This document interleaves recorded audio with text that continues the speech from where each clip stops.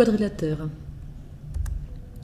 Un quadrilatère, c'est un polygone, je vous rappelle, poly plusieurs, gone angle, donc c'est une figure qui a plusieurs angles et donc plusieurs côtés. Et un quadrilatère, c'est un polygone qui a 4 côtés. Les segments qui relient deux sommets opposés sont appelés les diagonales. Ici, on a un trapèze. Un trapèze, c'est un quadrilatère dont les côtés opposés sont parallèles. Là, c'est les côtés DC et AB qui sont parallèles et on les appelle les bases du trapèze. Un trapèze, c'est bien sûr un quadrilatère et les bases, donc les côtés qui sont parallèles. Ici, on a un trapèze rectangle, donc en plus d'être un trapèze, vous voyez qu'il a un angle droit. Puisqu'il en a un, il en a forcément un deuxième, puisque si deux droites sont parallèles, alors toute droite perpendiculaire à l'une est perpendiculaire à l'autre.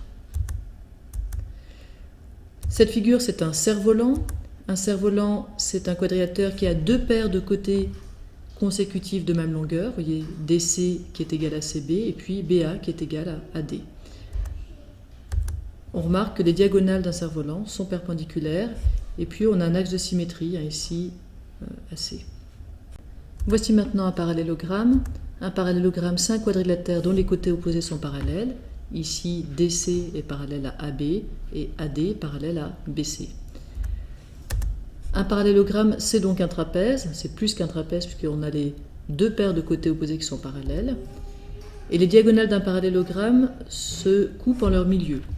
Ici, j'ai noté O le milieu des diagonales, qui est donc aussi l'endroit où elles se croisent. Et ça, c'est une propriété caractéristique, c'est-à-dire que si vous essayez de tracer un quadrilatère quelconque dont les diagonales se coupent en leur milieu, vous tomberez sur un parallélogramme nécessairement. La propriété va donc dans un sens. Si j'ai un parallélogramme, j'ai les diagonales qui se coupent en leur milieu, et dans l'autre. Si j'ai un quadrilatère dont les diagonales se coupent en leur milieu, alors j'aurai un parallélogramme. C'est une propriété qui est très importante.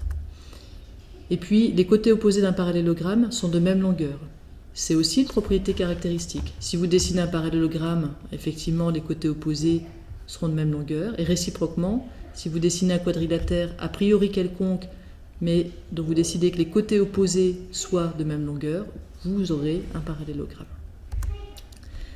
On a maintenant un rectangle. Un rectangle, c'est un quadrilatère qui a ses 4 côtés consécutifs perpendiculaires. Alors c'est bien sûr un parallélogramme.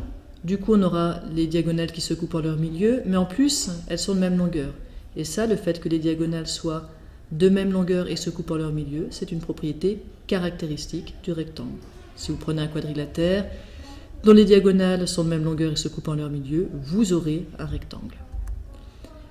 Voici un losange. Un losange, c'est un quadrilatère dont les 4 côtés sont de même longueur. C'est un parallélogramme. Alors, ce n'est pas du tout évident a priori, que ce soit un parallélogramme d'ailleurs.